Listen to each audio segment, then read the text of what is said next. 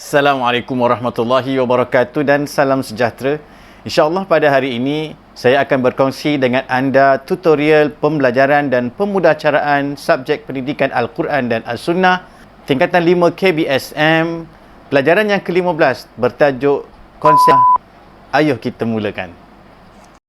Di dalam video ini saya akan berkongsi fakta-fakta penting dengan olahan dan huraian yang ringkas bagi memudahkan anda di luar sana. Saya juga telah sediakan link download bahan ini di ruang deskripsi bagi membolehkan anda memuat turun bahan PDPC ini. Baiklah, kita teruskan kepada petikan hadis konsep niat. An Amiril Mu'minin Abi Hafsin Umar bin Al-Khattab radhiyallahu anhu qala Sami'tu Rasulullah sallallahu alaihi wasallam yaqulu innamal a'malu binniyat. Sesungguhnya setiap amalan itu hendaklah disertakan dengan niat. Wa innama likulli imri'in ma nawa. Dan sesungguhnya setiap amalan itu diberi ganjaran berdasarkan keikhlasan niatnya. Faman kanat hijratuhu ila Allahi wa rasulihi. Sesiapa yang berhijrah kerana Allah dan Rasulnya, fa hijratuhu ila Allahi wa rasulihi. Maka hijrahnya itu adalah untuk Allah Subhanahu wa taala dan Rasulnya. Faman kanat hijratuhu lidunya yusibuha. Maka sesiapa yang berhijrah kerana mencari keduniaan, dia akan mendapatkannya. Awi imra'atin yankihuha fa hijratuhu ila ma hajara ilaihi. Ataupun kerana perempuan yang hendak dikahwininya, maka hijrahnya itu adalah untuk apa yang diniatkannya. Kita pergi kepada sebab wurud hadis.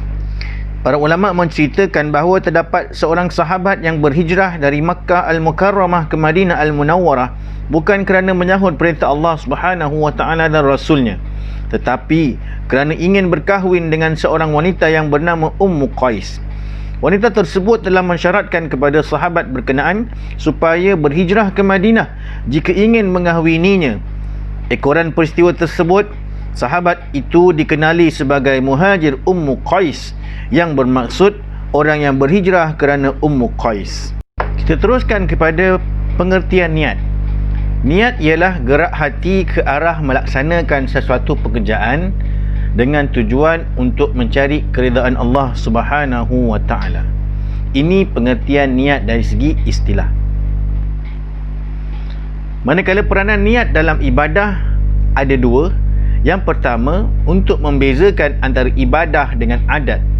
Contohnya, duduk dalam masjid untuk berehat dan beriktikaf adalah sama. Yang membezakannya adalah niat.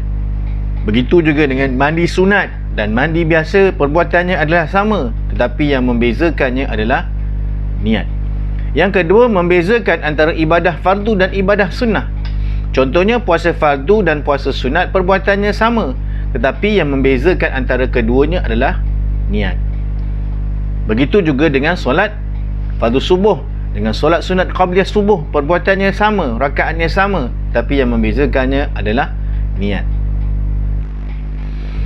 Seterusnya, perkara yang tetap berlaku tanpa niat. Dari sudut akidah, contohnya seseorang yang menolak kepercayaan kepada rukun iman ataupun Islam secara terang-terangan ataupun secara sembunyi dianggap kufur walaupun secara gurauan. Yang kedua, dari sudut ibadah berlaku juga tanpa niat. Contohnya talak tetap jatuh walaupun tanpa niat ataupun secara sindiran. Kita teruskan kepada perbincangan berkaitan dengan ikhlas. Ikhlas dari segi istilah ialah niat yang tulus dan murni kerana Allah Subhanahu wa taala dalam melakukan sesuatu amalan dan pekerjaan. Seterusnya, ciri-ciri sifat ikhlas. Antaranya ialah yang pertama, mempunyai prinsip hidup dan matlamat yang jelas. Contohnya, pelajar yang memiliki sifat ini, dia akan belajar dengan bersungguh-sungguh kerana matlamatnya adalah untuk mencapai kecemerlangan dalam pelajarannya. Yang kedua, menjadikan setiap pekerjaan yang dilakukan adalah sebagai ibadah. Yang ketiga, berusaha memperbaiki mutu kerja dari semasa ke semasa. Yang keempat, gigih dalam mengejar cita-cita. Yang kelima, merendah diri dengan kelebihan diri yang dimiliki. Yang keenam, sentiasa mengingati Allah Subhanahu wa taala dalam setiap tindakan yang dilakukan. Semua ini antara ciri-ciri orang yang memiliki sifat ikhlas. Seterusnya, kelebihan orang yang memiliki sifat ikhlas, antaranya yang pertama, sentiasa bertakwa, iaitu sentiasa takutkan Allah Subhanahu wa taala dengan mengerjakan segala suruhannya dan meninggalkan segala larangannya. Yang kedua, amalannya diterima Allah Subhanahu wa taala, sebagaimana disebutkan dalam hadis Nabi sallallahu alaihi wasallam yang bermaksud, sesungguhnya Allah tidak menerima mana-mana amalan kecuali amalan yang ikhlas, dilakukan semata-mata mencari keridhaannya. Yang ketiga, mendapat balasan yang berlipat ganda di akhirat. Contohnya, dia telah membelanjakan hartanya ke jalan Allah dengan ikhlas, Allah janjikan dengan balasan yang berlipat kali ganda di akhirat kelak. Dan yang keempat, mendapat ketenangan jiwa.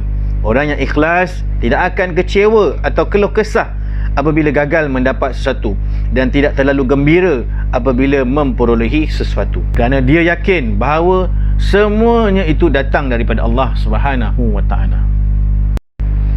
Seterusnya, kita lihat kepada perkara yang boleh merosakkan amalan dan pahala.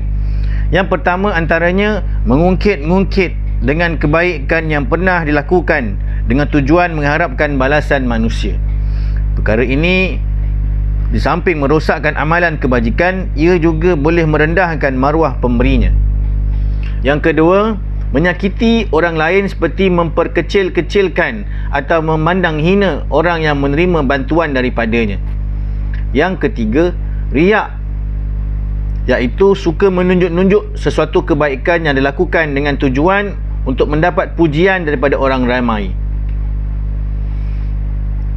Yang keempat, tidak beriman dengan Allah Subhanahu wa taala dan hari akhirat. Orang yang tidak beriman dengan Allah Subhanahu wa taala tidak akan percaya dengan balasan pahala dan dosa yang dijanjikan oleh Allah Subhanahu wa taala. Baiklah, memandangkan hadis yang kita bincangkan ini berkaitan dengan peristiwa hijrah Nabi sallallahu alaihi wasallam, maka dihuraikan serba sedikit konsep ataupun pemahaman yang berkaitan dengan hijrah. Hijrah dari segi istilah ialah perpindahan Nabi Muhammad sallallahu alaihi wasallam dan para sahabat baginda dari Mekah ke Madinah untuk mengembangkan Islam. Ini dalam konteks sejarah Islam. Manakala pengertian hijrah dalam konteks masa ada dua. Yang pertama, berpindah dari satu tempat ke tempat yang lain, seperti perpindahan Nabi SAW dan para sahabat dari Mekah ke Madinah, ataupun perpindahan yang lebih luas, merangkumi perubahan kepada hidup yang lebih baik, lebih maju, lebih mulia dan lebih dekat dengan Allah Subhanahu wa taala. Seterusnya, tuntutan hijrah dalam kehidupan pelajar ialah menguasai pelbagai bidang ilmu pengetahuan semasa. Yang kedua, menghargai masa remaja dengan belajar bersungguh-sungguh. Dan ketiga, mengamalkan ilmu yang telah dipelajari dalam kehidupan. Itu dari aspek pelajar. Manakala dari segi masyarakat pula, membina jati diri dan tidak terpengaruh dengan budaya asing, berusaha meningkatkan kualiti hidup, dan yang ketiga, membantu membangunkan negara dengan apa sahaja yang dimiliki. Akhir sekali, pengajaran hadis, setiap pekerjaan hendaklah dilakukan dengan ikhlas kerana Allah Subhanahu wa taala. Ikhlas adalah sifat yang terpuji yang dituntut dalam Islam. Yang ketiga, ibadah yang dilakukan tidak ikhlas tidak akan diterima oleh Allah Subhanahu wa taala. Dan yang keempat, setiap muslim wajib berhijrah daripada perkara negatif kepada positif. Alhamdulillah, kita telah selesai membincangkan tajuk konsep ibadah.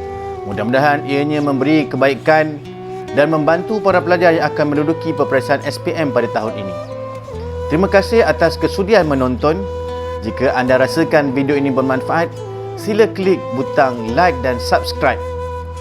Jika ada sebarang komen atau soalan, sila tuliskan di ruangan komen di bawah ini.